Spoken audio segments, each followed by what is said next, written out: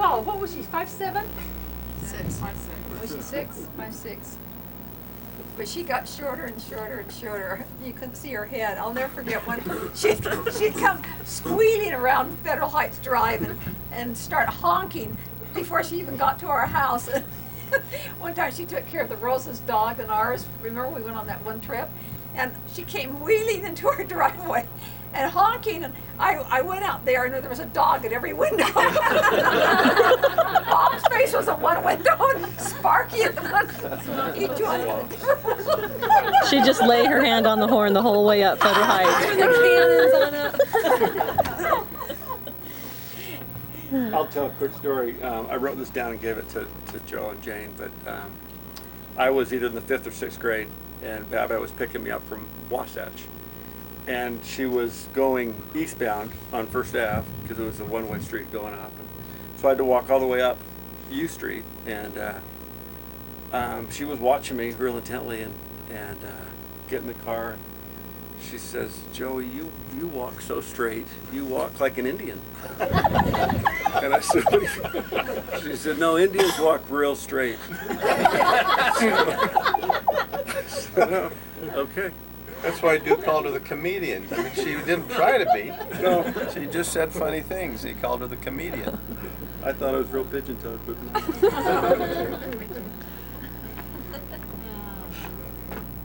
Do refer to her as one of Salt Lake's fine physicians. She had a wet pack. She put on almost anything. And Stu would sit there watching you do these. He'd look at me and he'd say, "Slipper's one of Salt Lake's fine physicians." Well, the thing of the irony is, remember, she had a bad hip and she had a sore that never healed for years. And the doctor had given her all kinds of penicillin or what have you. And finally, she went back to her good little wet pack, and it actually got better. I mean, it really did. Well, it's part of the hip operation. Exactly. But that's the point. It Strong gene. went on for years before healing. Yeah. Well, it's the first thing I use. Wet pack anywhere. My kids know that. Just do it. I still think that it's one of the, That's not tonight. you've all heard the story, but you can't help but think about it and what it meant in terms of the relationship between Du and Babette. When Edith Bamberger calls and Baba's on a crutch, and they're in the middle of the night at 12:30, 1 o'clock, she's got a prowler at her house, and it's just sort of kitty corner up Crestline. Blanche wouldn't think of awakening Du, and Du probably wouldn't have gone anyway. So she gets her crutch, goes down the stairs, walks up there in the middle of the night, and accosts this guy, who was the night watchman. You, She didn't know. she was going around. Well, the thing that was so funny is that mother went to knock on the door to tell Edith that it was the patrolman, that she had hired to take care of her house. And Edith wouldn't open the door for her. She was just going to leave her to the burglar or whoever happened to be there. So she explained to the security guy that she would go home and call Edith on the telephone and explain to her so that she wouldn't be so scared. Because when she got up there, and Mark, she had to go through the backyards to get there, and there were all kinds of trees overhanging and so on. And when she got there, the security man shined a flashlight in her face and said, "Who are you?" And she said, "Well, who are you?" And so he said, "Well, I'm the security man." She said, "Well, you just scared Mrs. Bamberger to death." Speaking of Some Mrs. people Bamberger, in Salt Lake would have thought that was a blessing. so you younger people know, this was a lady that lived on 11th Ave, and her husband was Julian Bamberger, who owned Lagoon. And so Du leased Lagoon from Julian Bamberger. So Mom tried to help by always keeping Edith happy. So she was always doing nice things for Edith, such as taking. Yes, and she was a very difficult person, and so Mom would take her to movies and take her out to lunch and do everything to keep her happy, so that Julian would keep leasing Lagoon to our family. Well, one night when I was very young, I think I was probably about 5, which would make Joan 9 and Jasmine about 11. It was April 1st. And in our basement, we had a great big barrel full of soap flakes. And that's what Mom used to do the wash with. And so Jasmine or Joe, whichever had the idea, Jasmine was said, smarter look, for than I. April Fools, let's do this. Let's go down and we'll get the soap flakes and we'll make them into little balls with some water, and then we'll roll them in chocolate. So that's what we Melted the did. chocolate like candy. Yeah. So we rolled them in. Oh, they looked wonderful. They looked like Cummings, you know. and then, of course, we thought, whom can we give these to? And just then, Mom walked in the house with Edith. They had just come from a movie. And we thought, perfect. Oh, no. So the 3 of us march in the living room with this little tray of chocolates. And we go up to Edith Bamberger and say, would you like one? And she looked at it and she said, oh dear. She said, I've been on a diet. I haven't eaten a thing all day, but if you girls made these, I'll make an exception and I'll She eat took one. 2 of them. And she plopped them in her mouth, and I think she swallowed them She immediately. swallowed them whole. And she started to scream, and she started to gag. And she said, you girls are killing me. And Mom took her into the bathroom, you know, that little bathroom they had downstairs. And I still remember, Edith was kneeling on the floor, hitting her head. You girls, call an ambulance, call an ambulance. And Mom didn't know what was going on.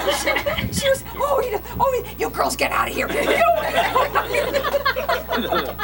the thing that was so amazing about the whole thing is that Mom never punished us.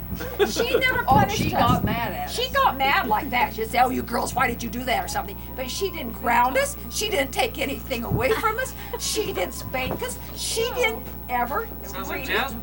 punish us.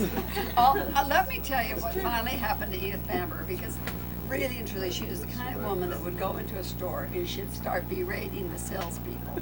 She was so mean to everybody that she was famous for being absolutely the very worst.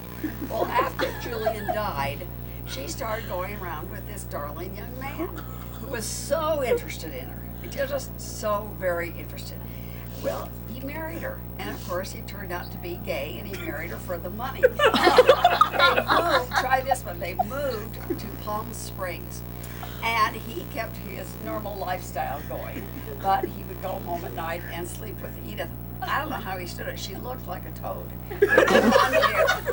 Anyway, well, one night, a jealous lover came in and shot her husband in bed. And that's actually what happened. And so here with a dead husband, she moved back to Salt Lake, where she was known and at least tolerated. When you're telling this story, I just had a memory come back that one day, I've been obsessed with cars forever. And as a little kid, she had a Rolls Royce. Oh, I went and looked at that Rolls Royce. Right? And I think as a darn penny. that was logical. And Dave Rose. I don't know if we were together, but I went It and was looked at it. Darby, but he Well, was a well, total. I went up and I was in the little side window looking in just through the cobwebs. It was this old dank garage. And she came around the side and sort of yelled at me. Oh, Who are you boys? What are you doing? And Darm took off. And I was standing there.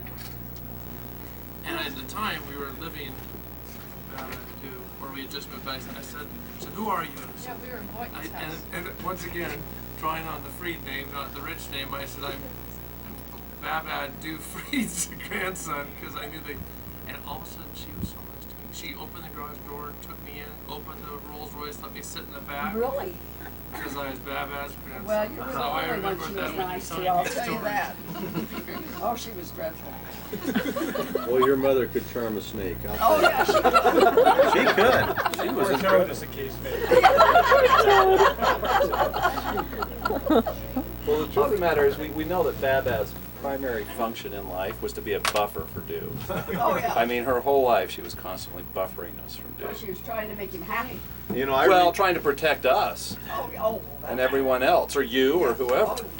I reread last night the transcript of the 1984 50th anniversary outing at Alda Club, and I'll tell you, The first date they had, if you remember, was to a wrestling match. Yeah.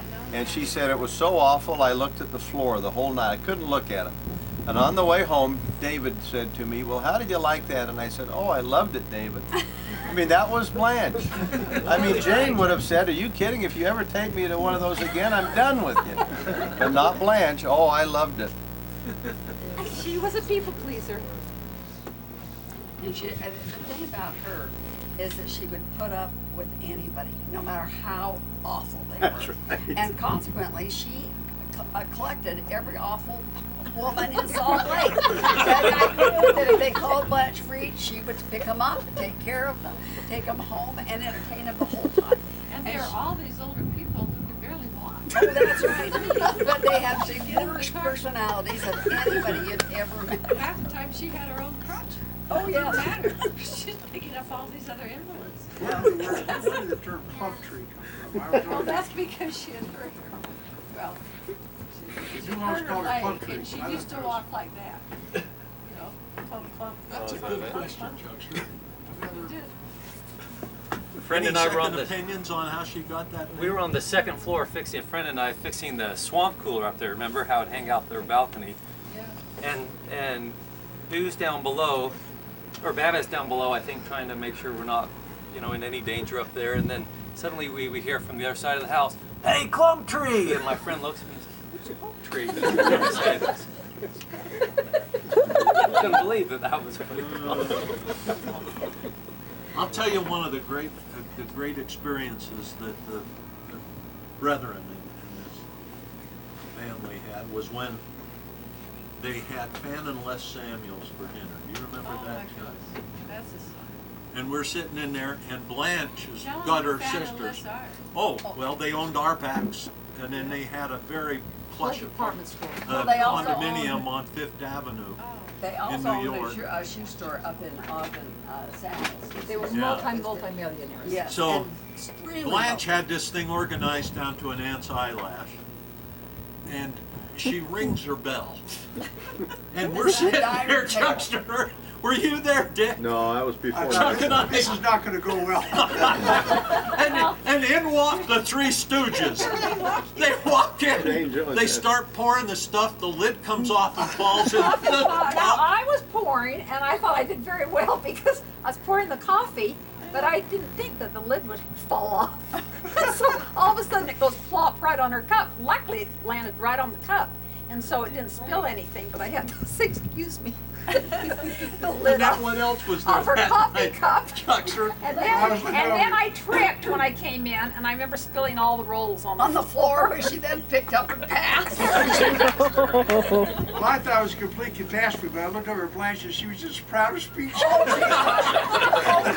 I would have claimed to know these girls, and she was just proud as she Well, could didn't be. Fan Samuel say, "Oh, Blanche dear, wouldn't it be better next time if you just have your lovely daughters join us for dinner?" That's right. I he insist did. they sit with us instead of wait on us. We And did by the way, everything wrong. Samuels left all their Anyway, this is the letter.